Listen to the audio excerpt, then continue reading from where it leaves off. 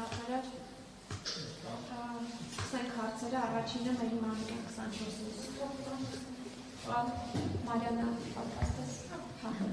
Կին Ավանեսյան, երբ որ նոր էր մտել ապահովագրություն ուժի մեջ, բժիշկները ահազանգում էին մեզ, մասնավորապես պոլիկլինիկայի աշխատող բժիշկները, որ ամեն պացիենտից ստանում են մոտ 400 դրամ, 800 դրամ ու մեր ավելի քիչ, ժամանակ էր ծախսում, այդ նոր ծրագրի միջև գրանցում էին եւ այլն։ Եվ իրենք նշում են, որ երբ որ ամիսը վերջանում էր, իրենք ստանում էին մոտ 14,000 դրամ, 20,000 դրամ աշխատավարձ։ Ես ուզում եմ իմանալ պոլիկլինիկայի բժիշկները այս բանի մինիմալ աշխատավարձը որքան է կազմում, ինչպես նաև հերթագրումները մեծավին ահազանգում էին, որ հերթագրումները շատ են դնում, օրինակ եթե Երևան ջերմում է, դնում են պոլիկլինիկա, հերթը կարող է հասնել 1-2 շաբաթից, այդ դեպքում իրանք դնում են արդեն վիճարովի կենտրոններ, արդյոք դուք տեղյակ եք այս հերթագրումներից, ինչպես կառավարել այս հերթերը, որպեսզի ավելի լավ լինի, եւ ինչպես նաև երբ որ նոր է ուժի մեջ մտել ապահովագրությունը, ասում են, որ մոտ կես տարի հետո այն կարող է բարդել այս համակարգը, ինչ գնահատական կտաք այս պատվիրությամբ արդեն անցել է մոտ կես տարի բարդել է թե չէ եւ ինչ գնահատական կտաք այդ ամենին։ Դե ինչպես տեսնում եք, ոչինչ չի պայթել, կարող եմ ասել Հայաստանում առողջության համընդհանուր ապահովագրության ներդրման վերաբերյալ դրական արդեն հաջողության պատմությունը տարածվում է եւ մենք վստահ ենք, որ նման հետեւողական աշխատանքը եւ անընդհատ բարելավման մեր հանձնառությունը Հայաստանում ստեղծված համակարգի եւ ներդրված բարեփոխման առումով մեզ առանձնահատուկ այսպես տեղ է դնելու միջազգային առողջապահական քարտեզում։ Սիրելիներս,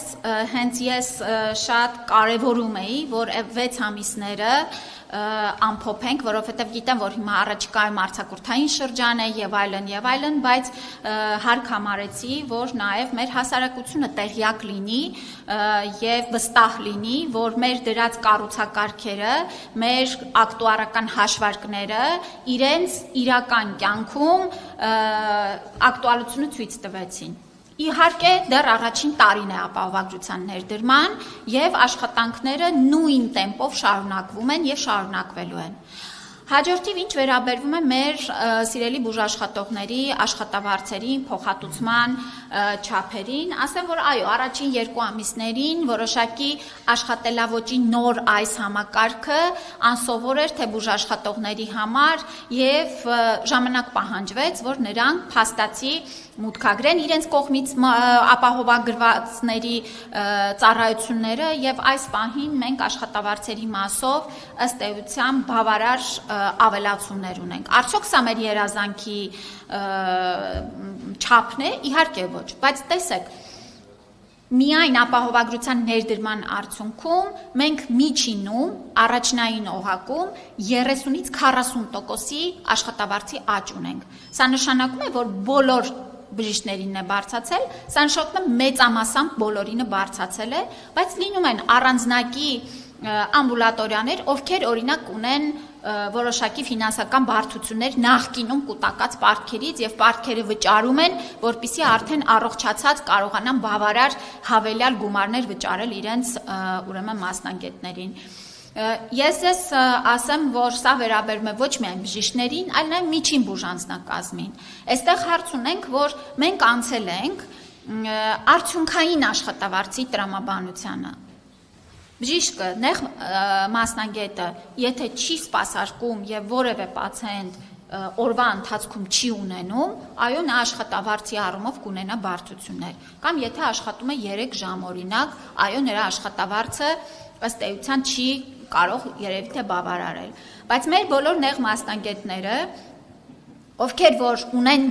ծանրաբեռնվածություն, նրանց աշխատավարձը անգամներով աճել է։ Մեր ակնաբուժների, նյարդաբանների եւ էլի շատ մասնագիտություններ ունեցող անձանց աշխատավարձը չեմ ասում տոկոսով, անգամներով աճել է, ինչը հենց մեր նպատակն է եղել։ Այո, դիմելության հաշվին, նրա հաշվին, որ նախկինում, օրինակ, նյարդաբանը կսպասարկեր 1 հոգու թե 1000 հոգու, ստանում էր բանով, իրեն կցագրված անձանց հաշվարկով, միջին հաշվարկային աշխատավարձ, ասենք, չգիտեմ, 200,000 դրամ, կչարչարվեր, թե ոչինչ չեր անի, դրանից իր աշխատավարձը ըստ էության չէր փոխվի, բայց հիմա նյարդաբանը ելնելով նաև իր մասնագիտական որակավորումներից եւ երբ որ մարդիկ գնում են իր մոտ խորհրդատվության, ասում եմ, հնարավորություն ունի կրկնապատկելու անգամներով ավելացնելու, ունենք մասնագետներ, ովքեր 1 միլիոն դրամից ավել աշխատավարձ են ստանում պոլիկլինիկական օղակում։ Ես դες ասեմ, որ նաև մեր ֆտիզիատրների, տուբերկուլոզի հիվանդներին սպասարկող անձանց համար, ինչպես ես խոստացել էի, մենք նրանց արդեն ունենք տվյալներ, ովքեր են ուզում վերապատրաստվեն, մենք նրանց կընդգրկենք նպատակային ծրագրերում, իսկ այս ընթացքում է որոշ ամեն պոլիկլինիկայի հնարավորություններից ելնելով եւս ժամանակավոր լուծումներ ենք գտել, որպեսզի նրանք ժամանակ ունենան վերապատրաստվելու։ Այսինքն այս բոլոր հարցերը մեծամասամբ լուծված են։ Հերթերի Դե ընդհանուր առմամբ գործում է նվազագույն աշխատավարձի կանոնը եւ սա էլ կապված է հաստիքից։ Շատ դեպքերում մեր պոլիկլինիկաներում անձինք ամբողջ հաստիքով չեն աշխատում, այսինքն ամբողջ ժամով չեն աշխատում։ Սա էլ է իհարկե ազդում աշխատավարձի վրա։ Այսինքն աշխատավարձի չափը մեծամասամբ կախված է անձինց, թե ինչքան ծանրաբեռնվածություն կունենա այդ անձը։ Ինչ վերաբերում է հերթերի, ասեմ, որ ինչպես նշեցի, վերջին 1 շաբաթվա ընթացքում մենք զգում ենք դիմելության այսպես կայունացում եւ ինչ որ առումով նաեւ թեթևացում, բայց այս ընթացքում էլ ուրեմն առաջնային օղակում մեր միջին սպասելու ժամանակը չի անցել 2 շաբաթը, այո մենք ունենք թերապևտներ, ովքեր որ շատ պահանջված են եւ այո նրանց մոտ կարող է անհատ թերապևտների մոտ ավելի երկար լինի սպասման ժամանակը, բայց միջին հերթագրման ժամկետը 2 շաբաթ է, ինչը համարվում է շատ լավ ցուցանիշ։ Եվ պետք է տարբերենք հարգելի գործընկերներ, որևէ մեկը հրատապ դեպքերի մասով չի ենթադրում, որ անձը պիտի հերթագրվի, եթե դա էմերջենսի իրավիճակ է, ինքնազգացողության կտրուկ վատացում եւ այլն, տրավմա, չգիտեմ, 1000 ու մի բան, որոնք որ ենթադրում են արագ բուժ սպասարկում, ապա նրանք առանց պոլիկլինիկական օղակի դիմում են բժշկական կենտրոններ էմերջենսի ծառայություն, որը շատ լավ գործում է, ես ասեմ, որ այս մասով էլ մեր քաղաքացիների գոհունակությունը բավական մեծ է, բայց դե հարգելի գործընկերներ, եթե հարցը դառնա էմերջենսի, կգնա էմերջենսի, չի դառնա էմերջենսի, կմնա հերթում դե թույլ տվեք մասնագետները այդ տրիաժավորման համակարգը, որը շատ հստակ գծագրված է մեր ընթացակարգերով, հետևում են եւ այս ընթացքում էլ որևէ մեկը